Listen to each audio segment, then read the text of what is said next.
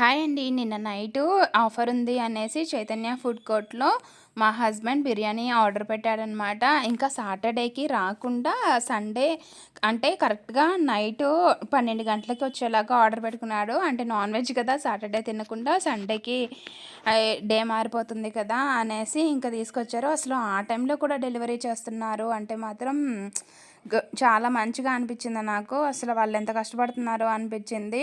ఇంక ఫుడ్ అయితే చాలా బాగుంది. అందులో ఆఫర్ ఫుడ్ అంటే ఇంకా బాగుంటుంది కదా! మనకి ఆఫర్ అంటే ఆకలి లేకపోయినా కూడా ఆకలేసేస్తుంది కదా! సో, చాలా ఫుడ్ అయితే మాత్రం చాలా బాగుంది. ఇది ఫ్రై పీస్ బిర్యానీ మొత్తం 120 పడిందనమాట.